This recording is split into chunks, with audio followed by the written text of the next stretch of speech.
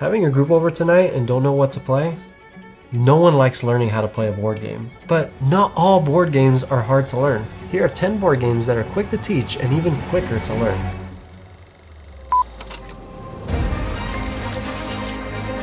The Queen has ordered the reclamation of the northern lands. As a cartographer, you are sent to map this territory on this piece of paper. The game is played throughout 4 different seasons, starting in spring and ending in winter. The cards listed above A, B, C, and D are your game objectives. These are the different ways on how you score points throughout the game. Starting in winter, you will draw a card from the deck. This will be a new location that you discover. These territories can vary from forests, cities, rivers, and fields. Listed on each card are different shapes. These are the shapes that you will be using to map out the territory on your piece of paper. You have control on where you want to put it in the map and at which angle. Now, what may influence you on where to put it are the different objectives on how you can score points. And these are the cards listed above A, B, C, and D. Throughout every season, you will be drawing cards from this deck, discovering new locations, and mapping them out on your piece of paper. Whoever scores the most points at the end of the 4 seasons wins. This game is not very confrontational. You're primarily focused on your own map, but throughout the deck, you'll be drawing cards where there are attacks, where you will be grabbing your opponent's map and drawing out different shapes, ruining their own map. Other than that, you'll be primarily focused on your own map. This game is played simultaneously with others. It plays well with a large group, with a small group, and even solo. My wife absolutely loves this game, and we've played this game several times in person and online. If you're looking for a quick puzzler, this is a good game to get. If you're enjoying the content so far, please feel free to hit the like and subscribe button. Now, on to number 9. Cascadia is a tile-laying drafting game featuring the habitats and wildlife of the Pacific Northwest. Now, the theme may not be interesting for all, but the game is very fun and very simple. We're all building our own Pacific Northwest, our own habitat. In the center of the table, there are 4 different tiles and 4 different animals. When it is your turn, you will be grabbing 1 tile as well as the animal accompanied with it. You can place the tile wherever you want, but there are incentives to attach the habitat to the same type of area so that you get additional points at the end of the game. Afterwards, you place your animal to one of the tiles that allow you to place that specific animal. In the base game, there are 5 different animals: bears, hawks, salmon, foxes, and elk. Each different animal score you points. Now, how you score these points will be determined by the actual objective cards that you draw out at the beginning of the game. For example, for this card, if you were to place an elk by itself, it is worth 2 points. If you place 2 elk together, it is worth 5. If you place 3 together, it's 9, and if you place 4 together, it's 13. So every animal has a different objective on how you want to place them within your actual habitat. When you follow these objectives, you score more points. There are also nature tokens. Nature tokens at the end of the game are worth 1 point, but you can also use these throughout the game. If you were to use one of these in your turn, you would play it, and you're able to grab a tile and a different animal that isn't adjacent to that tile. So you're able to grab any tile you want and any animal you want as well. And that's pretty much the game. Everybody will be drafting tiles and placing them until there are no more tiles left. Afterwards, you count the score and see who wins. This is a fun, chill game that you can play, especially with people that you want to have a conversation with while still having a light game on the table. My wife has played this a lot with a lot of her friends. My wife and I have taken this at breweries. It's something light and you can just place on any table and just have fun while having a drink or having a meal. And the artwork's beautiful. So if you're looking for a light puzzle, I highly recommend Cascadia. Now, on to number 8. Unmatched is a competitive dueling game. This game has been covered quite a bit throughout my channel, but it's such an easy game to learn and very quick to teach that I just couldn't help but put it on this list. In Unmatched, you would choose a player. These players can range from Robin Hood to Bigfoot and even Marvel characters such as Spider-Man, She-Hulk. You would choose your character and you go at it with your opponent. Everybody draws a hand of cards and every player has 2 actions. The actions can range from moving to attacking and playing scheme cards.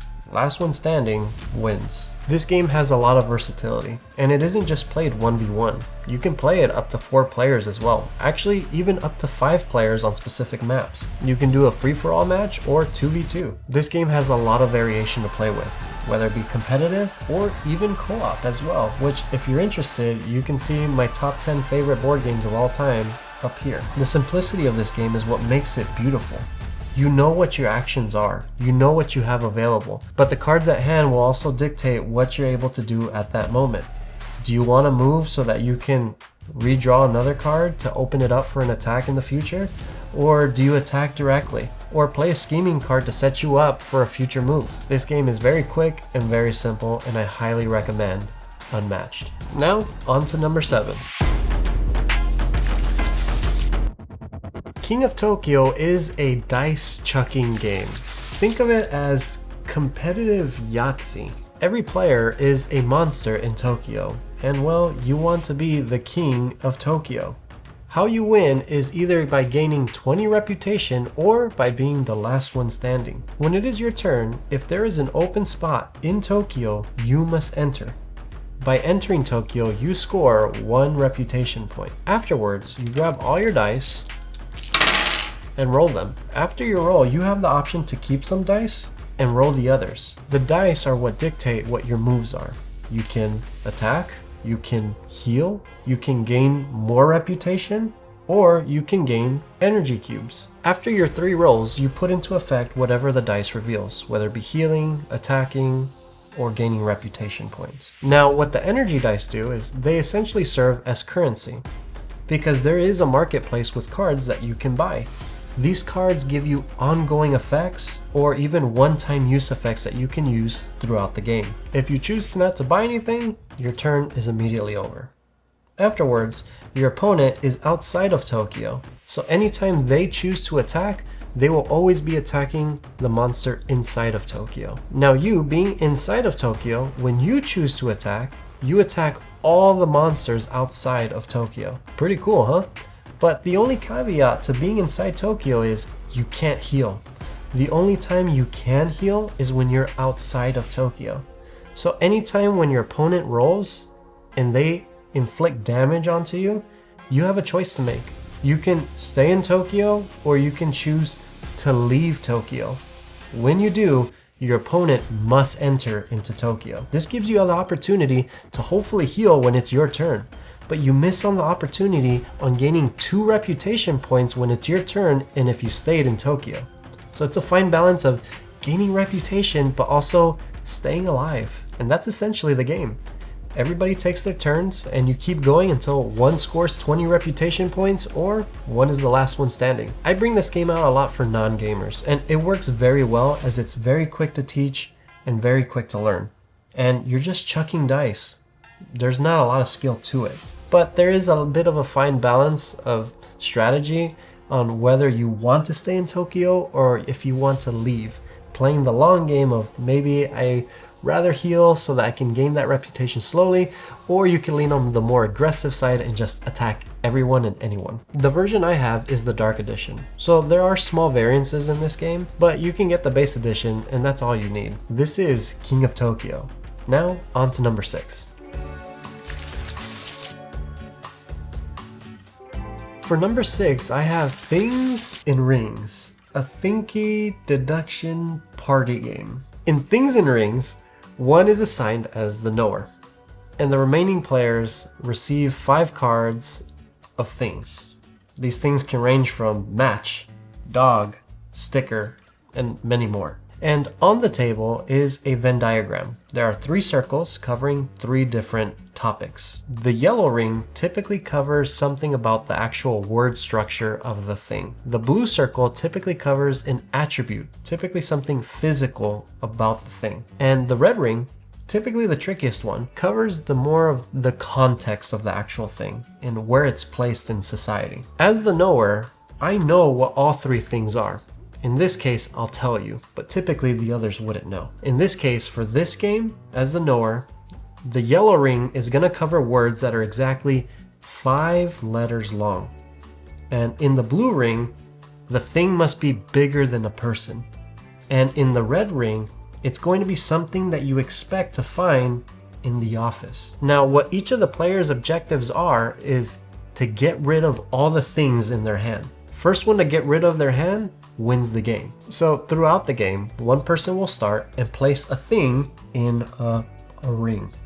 And I, as the knower, will grab it and put it in its corresponding area. If the player is incorrect and I have to move it, they must draw another card. Then it would be the following player's turn. And we keep doing this until the players start figuring out which is which, and they start putting the right cards in the right places. If they put the right thing in the right ring, they get to go again. Now, the cards that I showed you of what these rings cover are very easy, but they can range in difficulty. This is just easy mode. There's a medium and a hard. It's a very quick game, and you can get a lot of game sessions in between games or just to ramp up to something bigger. Quick to teach, quick to learn, things in rings.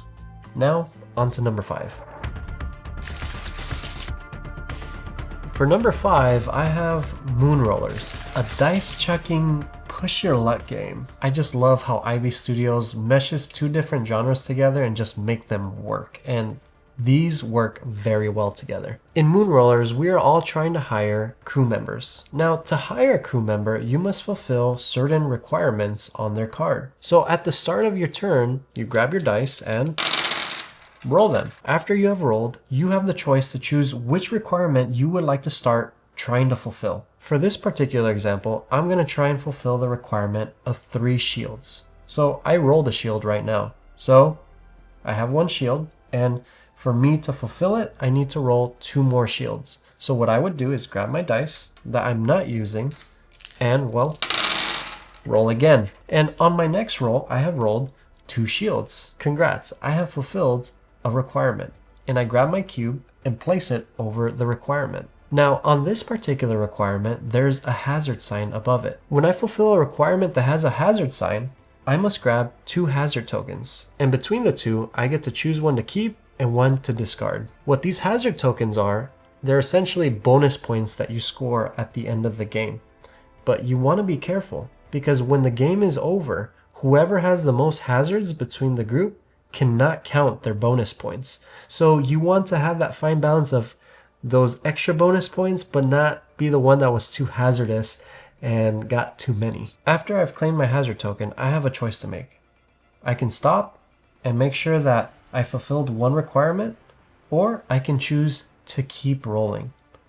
The thing is though, I must fulfill a requirement of that particular card since I started on it. If I roll and don't fulfill any of the requirements, or at least have anything to start it, I immediately lose all the progress I have made. Again, this is a push your luck game. In this case, I choose to stop.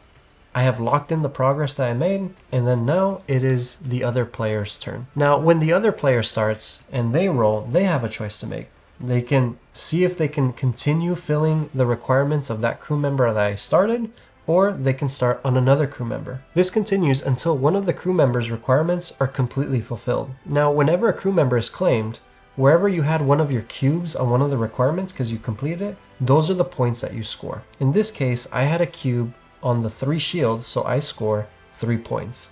But I don't get the crew member. The crew member is claimed by the person who finishes the last requirement. These crew members can be very powerful, as a lot of these crew members have ongoing effects that can help your rolls. The game immediately ends as soon as someone has a crew member of the 5 different factions, or has 3 crew members of the same faction. Afterwards, you count the score, and whoever has the most points wins. This is the game that we've been playing a lot lately, and everybody has a lot of fun playing it.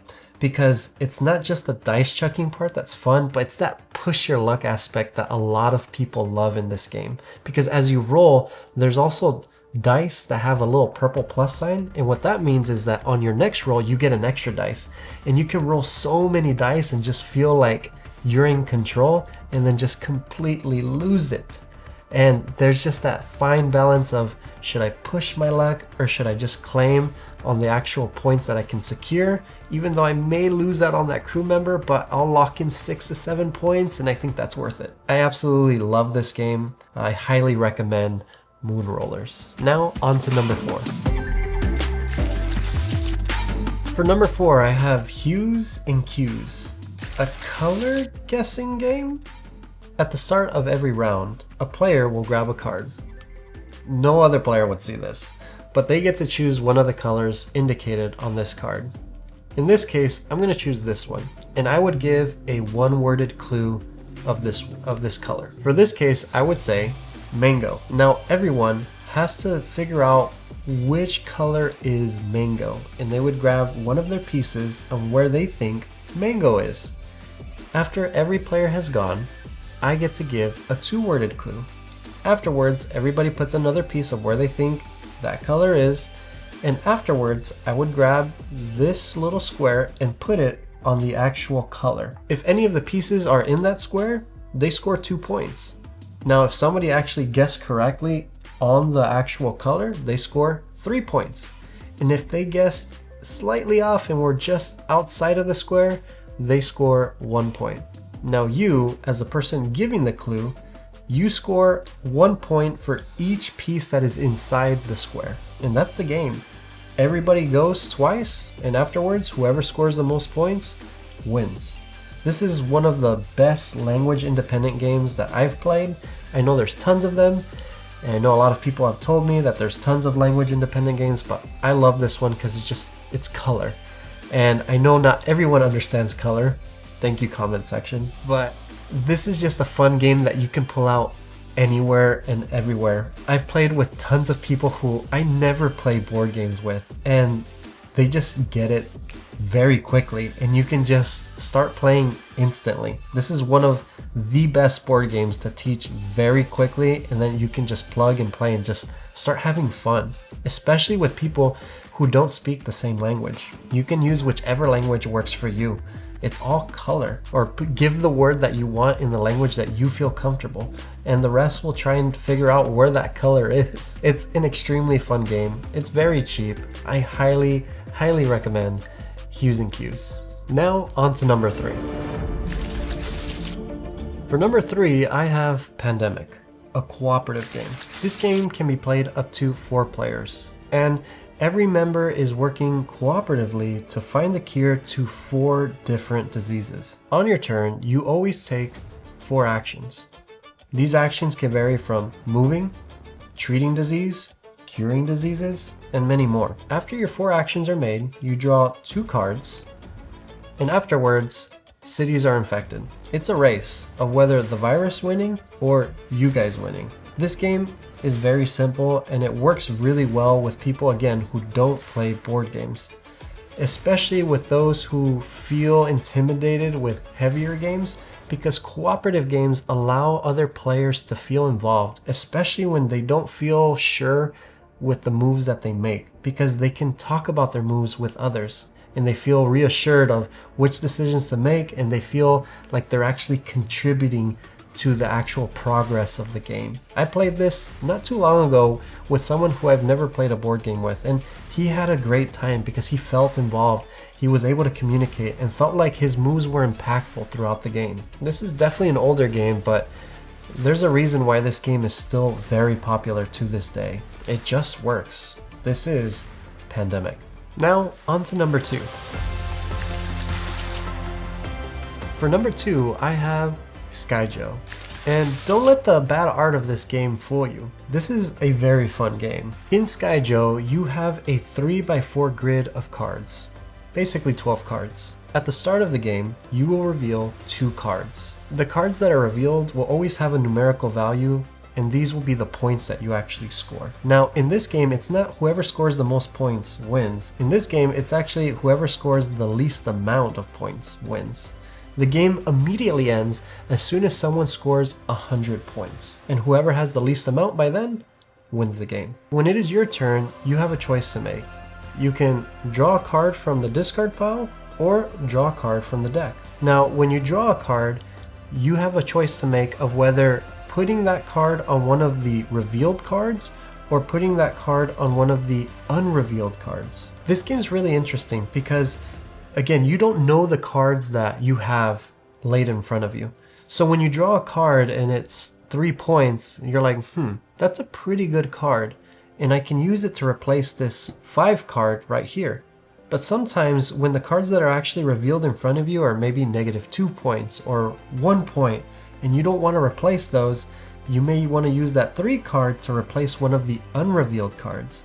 But sometimes when you replace it and you reveal the actual card, sometimes it's a -2 or a -1, and you just messed it up for yourself and gave yourself more points than what you actually wanted to do.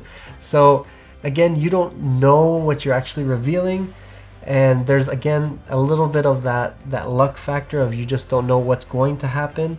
But there's also the strategy of if you get 3 cards of the same kind in an actual vertical row, I believe, you get to actually destroy that whole row of cards and it'll only make your grid smaller, so it's less points that you accumulate in the game. It's a fun little game. We played it several times at my cousin's house. They brought it out and I love this game, where I ordered my own copy.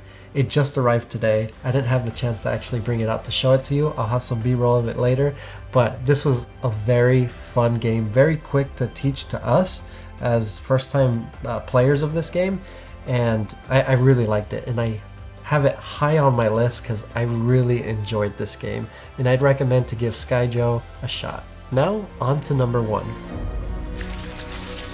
For number 1, I have High Society, a bidding game. This game is really interesting as everybody is dealt a hand of cards, which is essentially money, and we all have the same amount of money.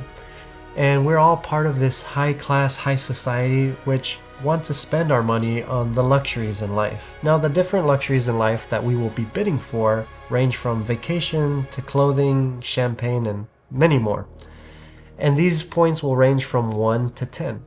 Whoever scores the most points at the end of the game wins. So obviously one would think, well, I just bid all my money for the highest valued thing and I'll obviously win. But there's a caveat to this as well. Because at the end of the game, whoever is the poorest or the most broke does not qualify to win because, well, they're not part of high society anymore. They don't have any money. So it's the fine balance of having the most points but not being the poorest one in the group. This game is not playing the game, but rather playing the player. Someone said it best when they said high society is a social push your luck game. It's about reading the room and who you're playing against, as this game can really change in its dynamic and strategy depending on the players that you play with. But not only are you bidding for the luxuries in life, but there's also scandal cards that you're bidding to not receive. Some of these scandal cards can really hurt your point value. Some can remove half of your total points. Some will actually remove an actual luxury card that you actually won or that you're going to win. And in those cases, you're bidding to not receive it. And whoever is the one that passes first receives that card.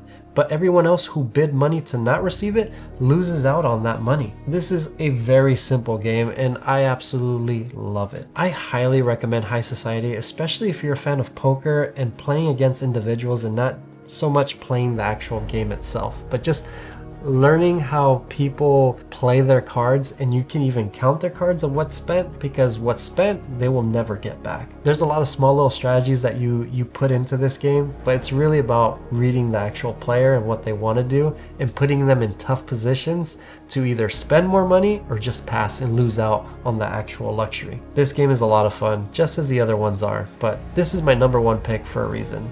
You just won't go wrong with High Society. These are 10 different games you can learn extremely fast and teach even faster. If you've enjoyed this content, please feel free to hit the like and subscribe button. And if you're looking for more exclusive content, we provide that as well. Join our YouTube membership down below. We provide custom badges, emojis, and even more exclusive content that you can enjoy by being a YouTube member. Now, there's another simple game that I've been enjoying a lot. It's actually a trading card game. If you're interested in hearing more about it, you can watch that video here.